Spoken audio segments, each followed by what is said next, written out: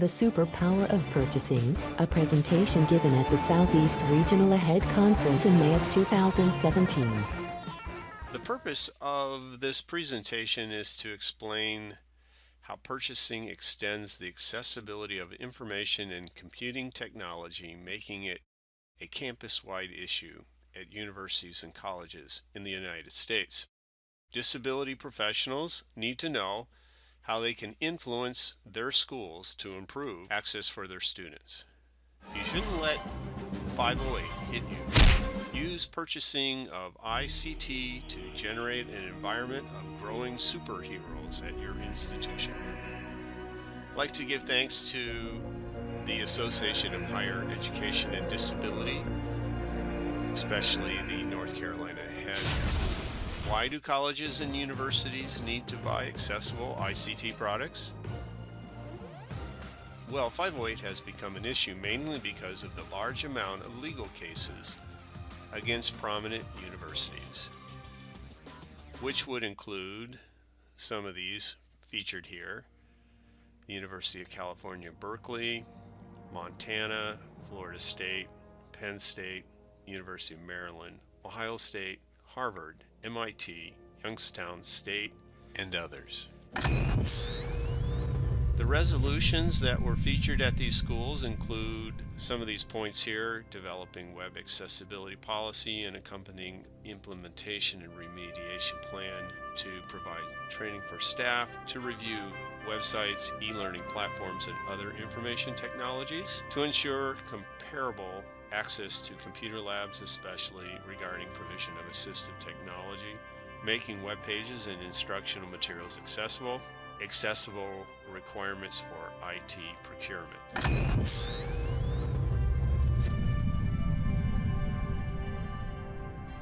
They also included some of the following: identifying course readings before the start of classes, improving systems for personal readers when accessible versions were not available, replacing clickers, podiums, and displays, requesting accessibility of websites and ATMs of banks, and also accurate captioning for the deaf at events, classroom activities, and video education content. And today we're focusing on that one very small element in all those cases, which had to do with purchasing. The 508 is a federal law which applied to the federal government. However, it is a procurement law if you think about it. What we can learn is that 508 is going to apply to any institution in the country that receives the Tech Act grant, and that it is a matter of civil rights for individuals with disabilities. Access now! Never! Of course, a disability support services office can't do it all. You need a group of superheroes at your university or college to accomplish anything. And that's what this presentation is about.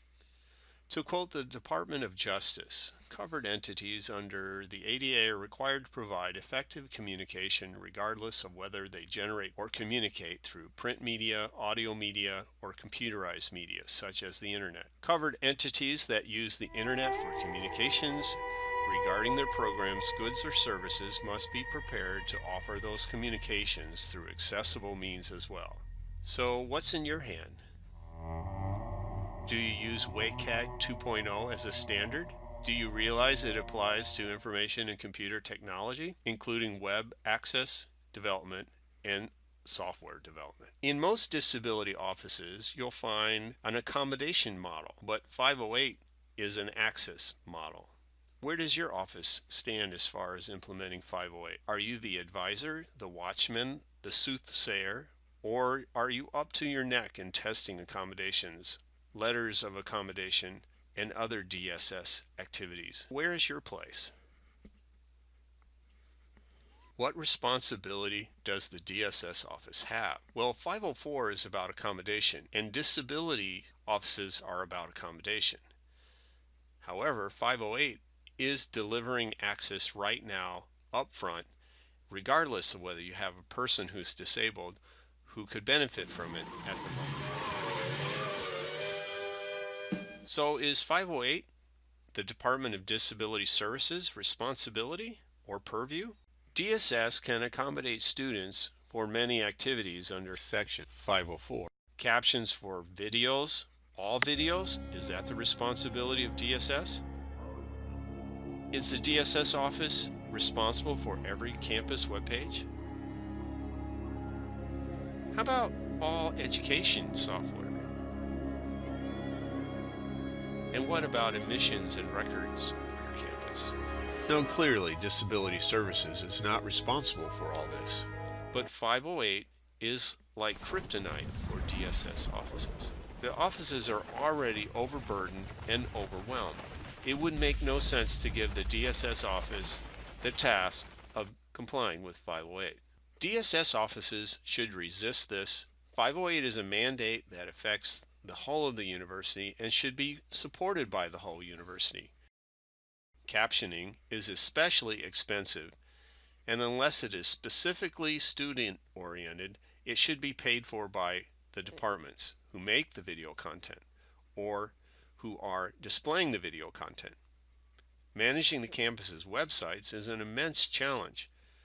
It cannot be the Disability Support Services Office that will maintain the campus website. 508 categories for products that should be accessible from the beginning, not something that you will have to adapt.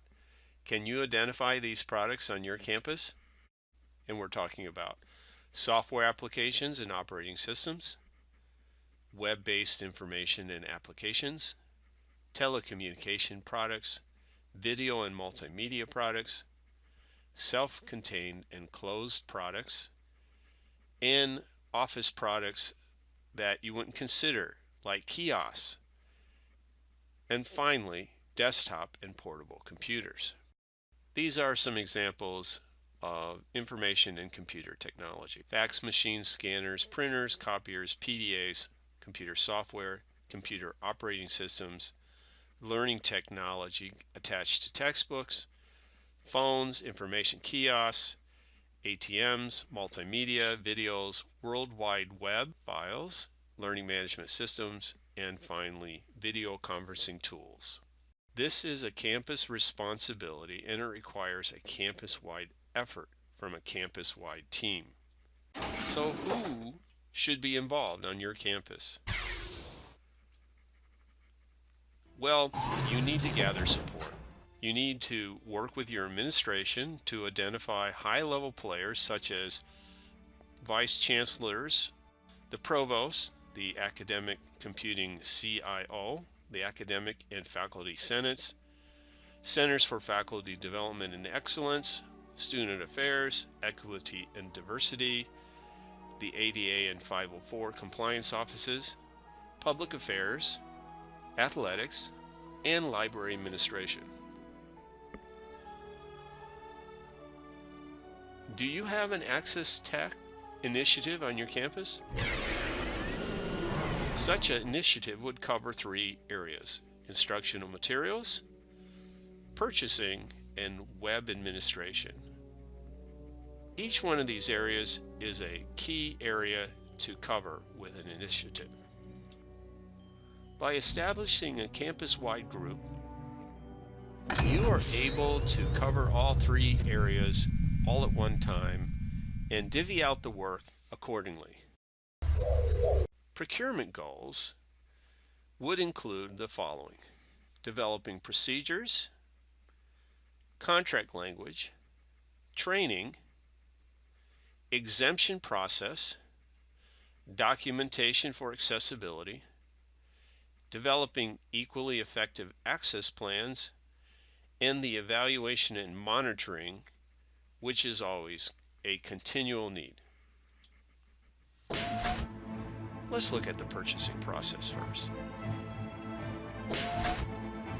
The process will trigger buyers' spider senses. By gathering pre-purchase information and accessibility information, we're able to determine at times how accessible a product is.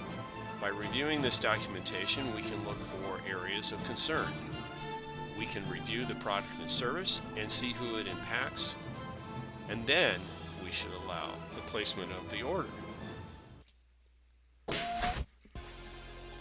When you pick a procurement level to start with, you can then determine how important and how impactful the purchase is. Some schools report that they start with large purchases, such as purchases over $5,000. Some also say that they start with enterprise only. Some look at everything. My opinion is that everything is too much to look at. Before you implement a change in your purchasing processes, you should begin a means of educating your purchasing staff.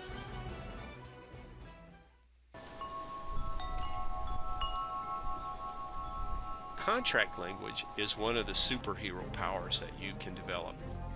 Contracts and statements of work give legal departments the ability to fight for accessible ICT.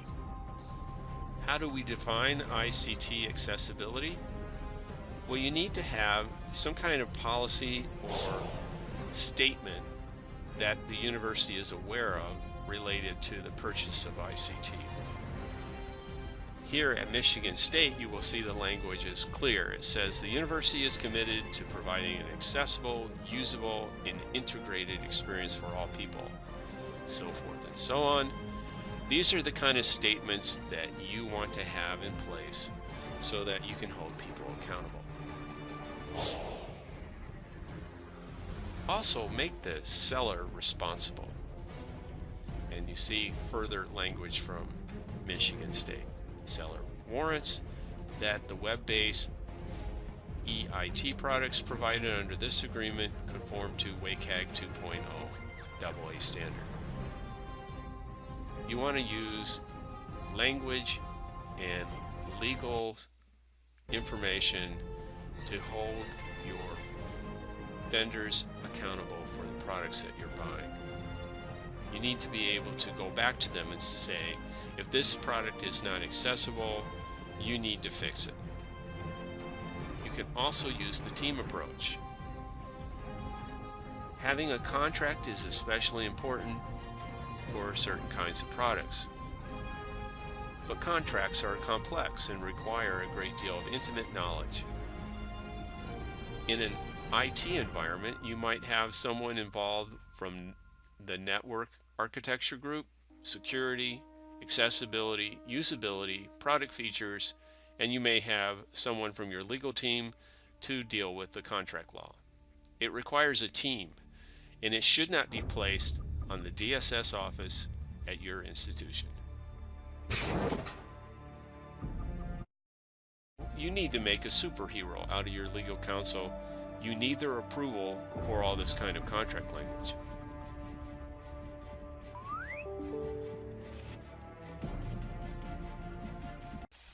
It is important to thoroughly train buyers at your institution. You're building superheroes out of your buyers. What do buyers need to know? They need to understand exemptions and exceptions. They need to understand what a VPAT is, a voluntary product accessibility template. They need to know if a product is accessible or whether it might need an equally effective plan, or whether the software may need testing if there's no documentation. Contact the ICT team for advice, testing, and help. Training materials can be produced for various aspects of the implementation of a purchasing plan. The more professional the materials are, the better. You need a team of communication experts that work with accessibility experts to develop these training materials. Don't ever place the responsibility on one person or one department. This is where DSS comes in. You can be the expert on accessibility that helps the communication expert develop this material. Now, some of you may not know anything about developing an equally effective alternative access plan. What you want to do is you want to keep your feet on the ground with providing assistance to the office that is providing the accommodations. This is where the DSS office should be concerned. Who else knows how to deliver the goods? This requires sometimes the resources to be engaged, such as hiring assistant, tutors, readers, and so forth. Writing the EEAAP, which is an equally effective alternative access plan. Disability offices may be involved with this, or they may have this responsibility assigned to someone in another department, such as purchasing or IT. However, the disability office may be involved with providing assistance, such as proctors, tutors, assistants to help in classes, and so forth.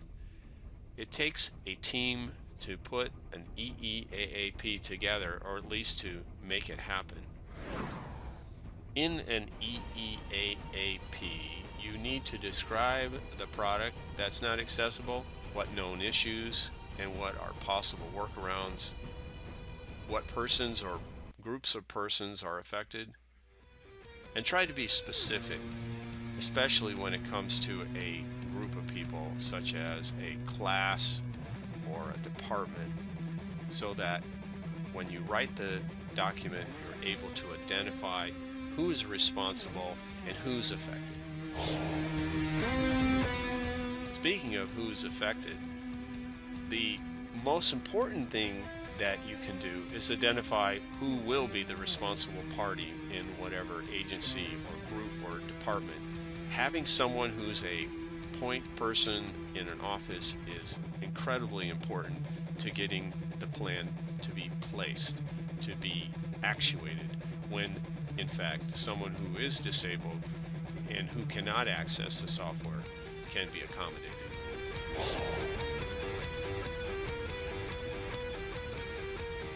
Now we're going to talk about the voluntary product accessibility templates. What is the superpower of using a VPAT? Well, it provides a consistent means of having companies look at their product's accessibility. Without a VPAT, you have no baseline or standard to compare accessibility levels of ICT products. They may not be perfect, but they are foundational. Make sure the sales team doesn't fill out the VPAT. For some schools and some departments, there is a lot of effort in first learning how to deal with VPATs. First of all, most people have never even read a VPAT, let alone have any knowledge of Section 508 standards. So they don't have a clue on where the product stands as far as its accessibility. And they have no idea if the product is actually compliant. But at least with a VPAT, you have that initial starting ground, that baseline that you can compare products. You should require VPATs from your vendors. Those making purchasing decisions need to ask the vendors for a VPAT. In cases where there's more than one vendor providing the same service, you will be able to look at the preferences of the software and compare, including the accessibility. Not that accessibility should be the standard that you have to buy, because there are other mitigating factors. You can also provide a vendor a VPAT guide so that they know how to fill out the VPAT. And don't expect products to be perfect. All products undergo some cycle of change as they continue to move the product forward and continue to develop it. Now, these are 5 different types of scoring that you might see. You might see that the product has no VPAT, or it has a perfect VPAT, and either way, I would consider that a high-risk product. It's better to have an imperfect product with detail or no detail, or an imperfect product with a roadmap. Most products that I deal with are not perfect. There are a few that I have, but if I have an imperfect product with a roadmap, the roadmap is telling me they're working on improving the accessibility. That's a win-win for the university. If they don't have a VPAT, demand one. You can also require testing, There are third-party companies out there that would love to get the business of these companies and do the testing. If they don't have a guide to do a VPAT, provide them one. You'll note that foreign companies refuse to provide VPATs, but you can still ask for accessibility testing, especially if they're from Europe. You know that if there's no information, you have nothing to go on, therefore you might have to do the testing. Now, I don't consider this the responsibility of the disability office. You may have that responsibility placed in an IT department, like my job happens to be. If you get a perfect VPAT, find out if it was filled out by the sales force. That's the most critical bit of information I can tell you on the perfect VPAT. There are a few products that are actually in good standing. The imperfect VPAT with detail. These are the type of VPATs that I like to read. They give me information about how something has supported with exceptions, or it gives specific details at locations where things are not accessible. This at least provides me information on how to write an EEAAP. So the product may not be perfect, but at least you have a means of making it more complete. So let's go over VPATs quickly. You want to know your functional requirements for the software, which also includes accessibility. You want to know what products are available so you can compare the accessibility of products. You want to look at their VPATs and review them to see how far along in the process they are of making an accessible product. Then it will help you make a more perfect choice in buying an accessible product. You can also consider exemptions or exceptions. And we'll talk about that now. In our case, we have a list of hardware that we put on our exceptions list, which would include monitors, displays, wireless pointers, keyboards, mice, speakers, cables, USB hubs, etc. These are all the type of pieces of equipment that do not need to be ICT 508 compatible because they're hardware. The exceptions that we have, which actually, since I've done this presentation, we've added another one that has smoothed out the work for me. Exceptions are things that require documentation, and some of the exceptions require an equally effective alternative access plan. Let's look at some of our exceptions here.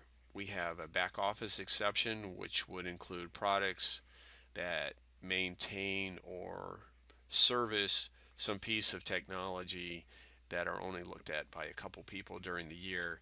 I had an exception for a radio frequency power measurer device that only a couple of technicians looked at. It powered the radio station antenna, but it was not something that anybody outside, no public, no students, no faculty, no staff, except for a couple of technicians. That is what back office is about. Commercially non-available would mean a product that was programmed possibly by a research arm of another school or even our own school. They created some programming to do a particular activity. That is another exception we use. We don't really use the sole brand, but there are times where that kind of overlaps with the commercially non-available. So when a product is commercially non-available and it just becomes available, it may not be available where you can compare products. We also look at our service and maintenance agreements. They're on an exception. We don't have to evaluate that. The fundamental alteration would relate to changing the requirements of a course that would fundamentally change what was needed to do the course, so we don't do that. And of course, undue burden at a university is, in our case, would have to go all the way to the president of the UNC system. Another product that you don't have to look for accessibility information would be an assistive technology that is designed specifically to help people who are disabled. You don't have to make sure that software can work for all students since it's assigned. And we have what we call the work productivity exception that is not listed here. And what that allows me to do is look at purchases that are done maybe for a research arm or some product that is involved with some piece of hardware, say for instance ultrasound or something like that. So what that allows me to do is those are low risk. There are very few people using them. If we do have someone who is disabled working in that office, we know already that we're going to have to make an accommodation, and that's made within that office, and it doesn't involve the disability support office or the 504 compliance or equity and diversity. So those are the type of exceptions that we allow. Now, the most important part of dealing with accommodations and accessibility issues on a campus is your customer service. The job of the evaluation team is to scrutinize product purchases and not demonize vendors, manufacturers, purchasers, or buyers. It's essential that you train the process. You may have to train your vendors and your manufacturers. You may have to send them that document that teaches them how to do a VPAT with a guide. You may also have to train your in-house people who are doing the purchasing. They may have no clue as to what accessibility means or what standards are. You also need to implement a process of checking for accessibility of software and apps so that you have a continuous process of renewing and looking at accessibility documentation so that you can meet your policy. Now, the secret cave, that's the place where I do most of my work, where I'm by myself and I'm doing manual and automated testing procedures. Knowledge of assistive technology is important, but it's essential in the secret cave. You need to have someone who knows technology, and access technology is the most important aspect of that. You start with that in the beginning, therefore you can hire someone who is an expert in that field. So you don't want to just assign this to someone who's an expert in some other software. You need them to have a good knowledge base when they're starting. These are some of the resources that I provided in the presentation. I hope this presentation was satisfying and useful to you.